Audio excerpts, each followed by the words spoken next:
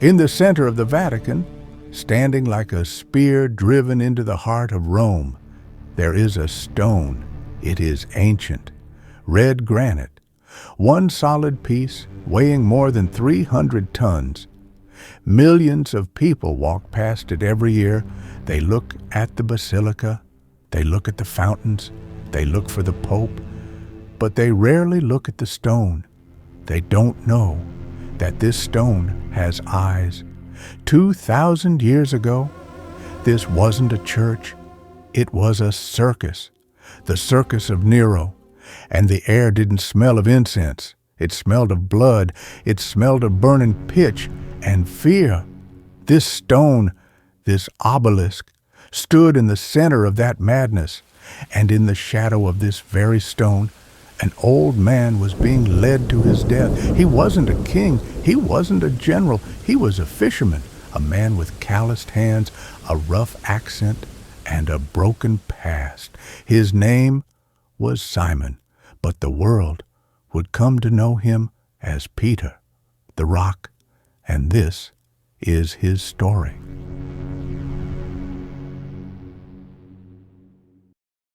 To understand the saint, you have to meet the man. And to meet the man, you have to go to Galilee. Forget the stained glass windows, forget the golden halos.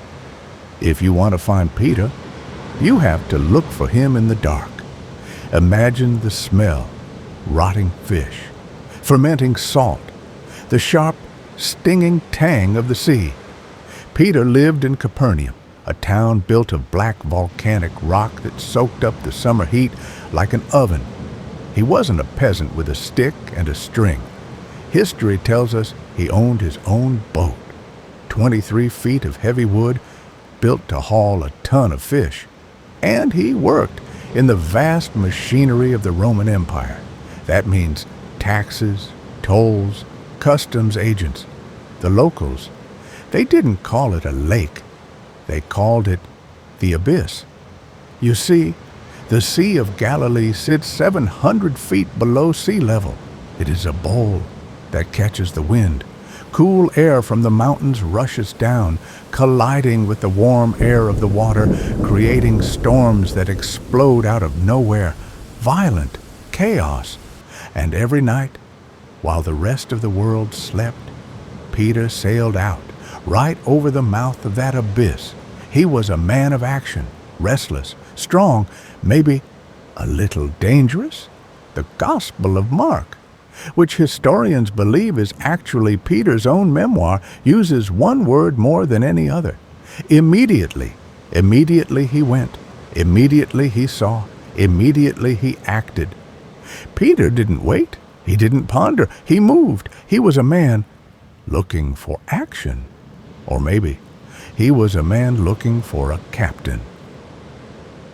And then, one day, the captain appeared, a carpenter from Nazareth. He steps into Peter's boat, and he gives a command that makes no sense. Put out into the deep and let down your nets. Peter knew the lake. You don't fish in the deep during the day. The fish see the nets. It's a waste of time. But there was something about this voice. So Peter, the expert, listens to the amateur. And the nets tear. The catch is so heavy, the boat begins to sink. And in that moment, amidst the flopping fish and the straining ropes, Peter sees something terrifying. He doesn't see a miracle, he sees holiness. He falls to his knees in the muck and the water. "Go away from me, Lord," he says, "for I am a sinful man." Most men would have said, "Thank you." Peter said, "I am not worthy." That is the key to his heart. He knew who he was. He was rough, impulsive. He was the guy who would jump out of a boat to walk on water and then sink because he got scared of the wind. He was the guy who would shout, "You are the Christ," and 5 minutes later try to tell Jesus not to go to the cross. He was a mess of contradictions. But Jesus didn't want a perfect man. He wanted a rock, And he knew that the only way to make a rock is to put it through the fire.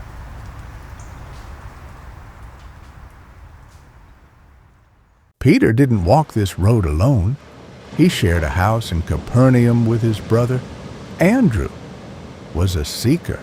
He was actually the one who found Jesus first. And what did he do? He ran to his big brother. But this story didn't just stay out on the boats. Jesus stepped right into their everyday lives, right into their home. And in first century Capernaum, homes were crowded, generations living under one roof. And one afternoon, Jesus walks through their front door. It's a house full of fear. Peter's mother-in-law is burning up with a fever. In the ancient world, a fever like that was often a death sentence. Jesus doesn't make a big speech. He doesn't gather a crowd. He simply walks to her bed. He takes her hand, and the fever breaks. Instantly, she doesn't just survive. She gets up and starts serving them dinner. Andrew and Peter stand there, watching the captain invade their home and conquer disease in their own living room. Peter wasn't just a follower. He was the first. He was part of the inner circle, just 3 of them, Peter, James, and John. They saw things the others didn't, like that night on the mountain, the Mount of Transfiguration. Jesus takes the 3 of them up high, and suddenly his face changes. It shines like the sun. His clothes become as white as light, and he is not alone. Moses and Elijah appear, standing right there, talking with him. Peter is terrified. He doesn't know what to say, but he was there. He saw the glory with his own eyes. Another night, there was a storm. The disciples are in the boat, terrified. They see Jesus walking on the waves, and Peter, being Peter, he yells out, "Lord, if it's you, tell me to come to you on the water." Jesus says one word, "Come." And Peter climbs over the edge. He steps onto the water. He actually walks. But then he looks away. He looks at the wind. Fear rushes in, and he begins to sink. "Lord, save me." Jesus catches him instantly. He didn't let him drown. He just needed Peter to learn that you only sink when you take your eyes off the Master. Jerusalem, the upper room, the Last Supper. The air is heavy. Everyone knows something terrible is coming. At the table, the shadows deepen. Jesus looks at his men and tells them the unthinkable. "Tonight, you will all fall away." But Peter can't handle that. He leans in. "Even if everyone else falls away on account of you, I never will. Lord, I am ready to go with you to prison and to death." But Jesus looks right through him. "I tell you the truth, Peter, this very night, before the rooster crows, you will deny 3 times that you even know me." Jerusalem, the darkest night in history, Jesus has been arrested. But in the garden, before they took him, Peter didn't just watch. He fought. He drew a sword. He swung wild, and he struck a soldier. He hurt him. He was ready to kill for his captain, but Jesus stopped him. "No more of this," he said, and he healed the man. Jesus surrendered, and Peter ran, but he followed at a distance. He finds himself in the courtyard of the high priest, and there, in the cold of the night, he stands by a charcoal fire. Remember that detail, a charcoal fire. The smell of that smoke, sharp, biting, acrid, it would become the smell of his nightmare. A servant girl, a nobody, looks at him. You were with him? You're one of them." And the man who walked on water, the man who just pulled a sword on a Roman battalion, he freezes. Fear, cold and sudden, grips his throat. I do not know the man. 2 more people accuse him. 3 times he is asked, 3 times he denies, and then the rooster crows, and across the courtyard, Jesus turns. He looks at Peter. He doesn't speak. He doesn't scream. He just looks, and Peter breaks. He runs out into the darkness, and he falls apart. Not just tears. This was the heaving, ugly sobbing of a man watching his soul disintegrate. He had failed. Completely. Totally. Irreversibly. The rock had turned to dust. It could have ended there. Judas. He ended his story in a noose. But Peter?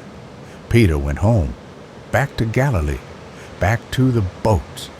If he couldn't be an apostle, at least he could be a fisherman again. But one morning, just like the beginning, a voice calls from the shore, "Cast your nets on the right side." And again, the nets are full.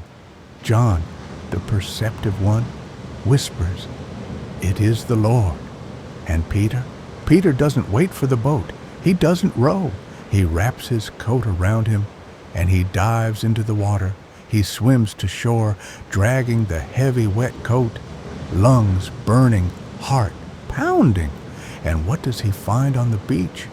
A fire, a charcoal fire, the same smell, the same smoke, the same setting as the night of his betrayal. Jesus is taking him back to the scene of the crime. But this time, there is no trial.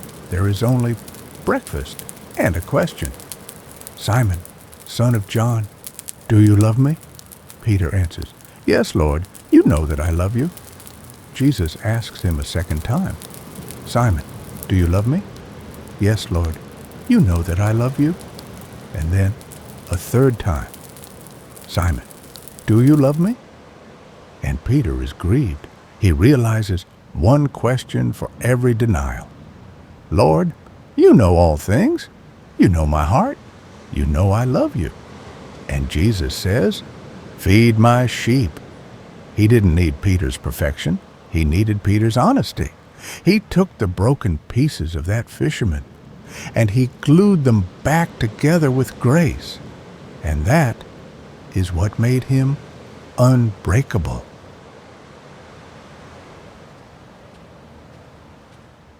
After the breakfast on the beach, everything changed. The man who ran away was gone. Peter went back to Jerusalem, but this time he didn't hide. He stood in the middle of the city and he roared. On the day of Pentecost, he preached to thousands. "This Jesus," he said, "God has made him both Lord and Christ." And 3,000 people joined the movement in one day. He wasn't just a fisherman anymore. He was a shepherd. One day, he's walking into the temple with John. There's a beggar there, a man crippled from birth, asking for money. Peter stops. He looks at the man. He says, "Silver and gold I do not have, but what I do have I give to you. In the name of Jesus Christ of Nazareth, walk." And the man stands up.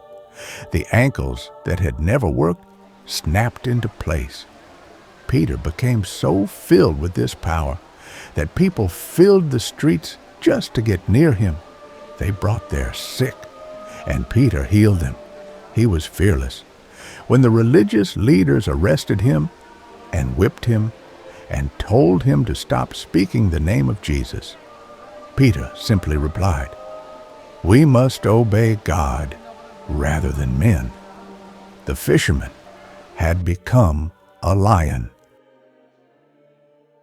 Years pass. The fisherman is an old man now. He is in Rome, the capital of the world, the belly of the beast. The emperor is Nero, a man whose madness knows no bounds. In the summer of 64 AD, Rome burns for 6 days and 7 nights. The city is an inferno, 10 districts incinerated, temples, palaces, slums, all gone. The people are furious. They blame Nero. They say he ordered the fire to clear land for his new palace. Nero needs a scapegoat, and he points his finger at the Christians. The historian Tacitus tells us what happened next. It is the stuff of nightmares. Christians were arrested. They were tortured and brutally killed. And then the ultimate horror. Tacitus writes that they were covered in pitch and set on fire to serve as human torches to light up Nero's garden parties, the laughter of the emperor against the screams of the dying. And Peter, he had led them here. He felt the weight of every death. He had brought them to this place only to watch them die. He tried to save himself one last time. The old fear returned. The ancient axe of Peter tells the story. He flees the city, away from the fire, away from the pain.